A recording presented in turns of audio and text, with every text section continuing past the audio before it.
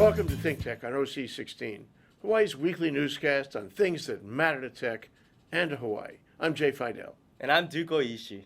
In our show today, we'll cover electric cars and how they're coming to Hawaii. We'll talk to a number of car dealers and enthusiasts to get a handle on what people think and what they'll do in the rush to electrics. When we visited the Energy Summit last September, a Nissan Leaf was on display outside Macy's at Ala Moana. I don't know how you could not want one of these. You sure you're not a salesperson? Our very humble opinion is that this is the newest technology in automotive in about 100 years. We have been spending a lot of time improving the internal combustion engine, and new cars are very clean and very effective, and Nissan makes a lot of regular gasoline cars. However, by finally going to a full electric car, we have not improved on internal combustion. This is a new technology. Navigation will be standard on the vehicle. There's going to be a car wing system, which is a communication system between a courtesy company and the owner. They can contact you if they think your charge is getting too low. You can call them and ask them questions. Concierge service, car questions. You will have 24-hour roadside assistance from Nissan. The car has multiple default systems to let you know that you need to charge. The GPS system shows you where the chargers are, if they're in use, and when they're going to be available for use. But the beauty is 99% of the time, your gas station, your fuel station is at home in your own garage or carport.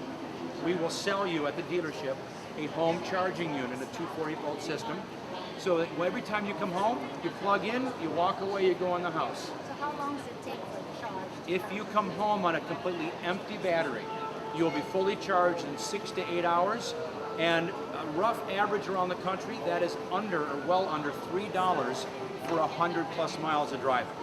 State and federal are so much in support of this. There's $7,500 federal tax incentive, the tax credit. There's also a $4,500 limited Hawaii tax incentive or credit. So there is up to $11,000 for owners here on the island to get off of a price that's already under $33,000 for the newest technology in the world. A couple of weeks ago on December 30th, we visited the rally at Mother Waldron Park in Kaka'ako. We took a look at the 70 electric cars that were in the rally and talked to some of the people there.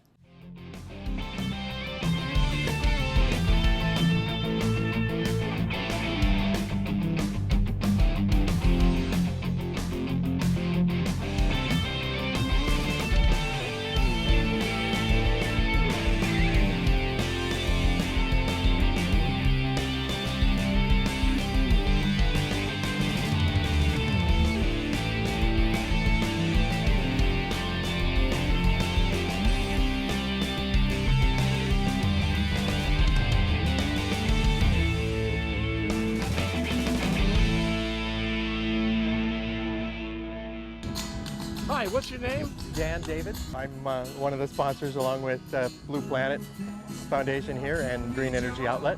Well, we're trying to establish kind of a first Hawaii EV day. Hopefully something that might be an annual event and kind of showcase the electric technology and electric cars that are coming to Hawaii. So I'm here to enjoy the day, the electric vehicles. You know, that's a big part of what you and I do. We cover technology, sustainability in all forms. And we're talking about replacing an industry of gas-fired automobiles with another industry. That means somebody's going to lose. Somebody's going to win, that means somebody's going to lose. And so there's an immense amount of politics going around this whole thing about electric vehicles. I personally drive a hybrid. I couldn't afford to buy my electric vehicle even if there was one on the market as we speak. But eventually I'll have one. You all out there, we're going to have one. My name is BJ Whitman. Okay. And I'm attending the first year anniversary of the electrical car. It's going to be inevitable that we have electric cars, and that 2011 is going to be the year in which we get mass adoption. So we wanted to celebrate 2010 and kick off the GEO's first electric car rally, Hawaii. Oh, right here, you're in the middle of my district. This is the Pico of District 12, the Center District. Plus, it's my hometown, Kaka'ako. I come from Kaka'ako, so I'm happy to be here to support clean energy. I can feel the solar power right now as we speak. I'm looking at all of the clean energy cars. This is the only place on the island that has the clean energy plug-in. We're really proud to be well, on the cutting edge. Here to support clean energy here in Hawaii. Wouldn't it be great if you had a Sopogy array that you could just plug your car into and your car would run off of solar power with Sopogy technology, which is a homegrown, Hawaii-based business. During the campaign, I was sign waving a lot, and Mark and his Wheego would ride by. So he pulled over and said, "Tom, why don't you come check it out?" And I think this is the right direction. This is something that we really need to pay attention to. And I'm really glad that it's starting here in Kaka'ako. I hope we can do this every year. We also talked with Dave Rolf, Executive Director of the Hawaii Automobile Dealers Association, about what electric cars mean to the dealers. So the car show is here. Lots of cars, 400 cars. What's going to happen in March? Well, we're calling it the Big Bang, and it happens at the Hawaii Convention Center. It's March 18th through 20th. It's 3 days. And it's one of the Motor Trend shows. They do 24 of them around the country. We're one of the larger ones of that, and it's fun to see that we have a real high density. We always rank real high in the benchmarks of all the Motor Trend shows. Cars are real popular in Hawaii. So the Big Bang means that there's going to be the explosion of new vehicles, the high mile per gallon vehicles, and all the new fuel efficiency vehicles that it will take to reach that Hawaii Clean Energy Initiative. So while we talk about the technology advancing on electric cars, the fact is the technology is advancing on all cars. They got better gas cars now. I'm going to be drawn into continuing my track on gas cars. What do you think? And I think the dealers have thought the same way too, that gas cars will remain dominant, for the next 20 years. And you see them going up to 40 mile per gallon, and the holy grail in Japan is the 70 mile per gallon. I think they've always been talking about that. Yeah. But we keep seeing it just jump in great leaps, and so yeah, sure, the gas car will dominate for a long while.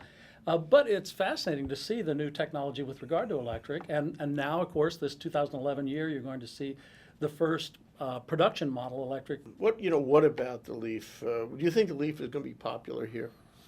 Well, it's per capita, it's one of the most popular of any of the places. So they were going to launch, I think, with about 5 markets, and we asked them to look at Hawaii because it's such of a perfect petri dish and a pristine environment and short commutes. Short commutes. And the good temperature too. Batteries kind of prefer that kind of balmy temperature that we have. So if it's too cold, the battery doesn't work so well. It's a little more difficult on a battery. So sure, they added Hawaii to the list, and now you're going to see that launch coming this year.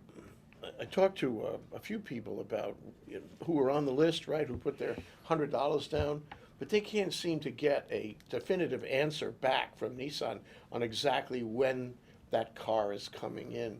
You have any information, maybe? I don't have any new insight into that. I know that the production has started, and so I think people are getting in line for that. When that starts to happen, I know we're going to have one on display at the auto show, along with a Volt, and we just got word on that just yesterday. Oh, is that right? So that's pretty exciting news. Okay, well, let me ask you about the Volt. Do you think that's going to be a popular car here in Hawaii? Well, as I was looking at an ad that just came out in Automotive News today, I was sort of fascinated by its story. It comes out saying that they can do 35 miles on the battery, and it'll do at all speeds on the battery, not just slow speed there. The 375-mile range behind that kind of makes it available to use at any time, not just a commuter car. The 375 is on gas. On gas. So that's assuming a gas tank full of gas. Right. And then, I was pretty fascinated, too. I think they came out with a lease as low as $2,500 down and $350 a month. Those are all pretty attractive prices. They must be taking a loss on that one, but they want to make it attractive to people, I think. I think so. Financing, the $350. And there's the $7,500 tax credit that's going to be there, and there's a $4,500 rebate that will be available in Hawaii for a while. Yeah. So, I think there's some pretty attractive reasons to look at those vehicles. If we can get them, I think that's going to be the hard part is how many we can get. Later, we talk with Stan Masamitsu, CEO of Tony Group, about his experiences with electric cars. If the electric car is successful, and it might well be because there's a lot of people who want it to be successful and a lot of people who are waiting to participate in a great big peer group thing about, if it is successful, it's going to change cars everywhere in the world. But, but with that said, to put it into perspective, I think, it's been 10 years or so since the Prius first came out, and there are several other hybrid cars in the market. That's true. and at this point, as much hype there are, you know, I don't think the market share of those cars are even 10%. So true, you know, yeah. so we have to kind of temper our expectations, and Yeah. I think with the technology like this, with the range issues and the weight issues, and you know some limitations in its applications, I think it will be something everyone knows about. But the actual share, I think, will be I think we'll still have cars with internal combustion engines for a while. Well, I was going to ask you about that because you got to be close to it, and that is the American love affair with the car, the Hawaii love affair with the car. I mean, people are so emotionally attached to their cars, and it's not just recently; it's for the whole history of the car as a cultural item. And part of that is the piston engine, you know, fossil fuel car. That's what it is. So if you look at the Leaf, nothing against the design or anything, it's pretty vanilla. And you know, it's not something you could love with all your heart and get sexually involved with. Yeah, but look at the iPhone, right? It's just a square that's little true. thing, and people sleep with those things. True. You must know about me. So I think the generation's a little different, though, you know, because Yeah. you're looking at a people who grew up with, you know, computers, laptops, cell phones, video games. Yeah. You know, so you know, and I think we were joking about it earlier. I mean, this is just another step in that as far as being okay. Now this is just a bigger gadget, so it might be a slightly different kind of love affair. Yeah, you know, you don't get your hands on maybe greasy and oily and things like that. But you know, I think there is an appeal to, you know, a car with a lot of electronics and buttons and, you know, Bluetooth and navigation systems and all that kind of stuff.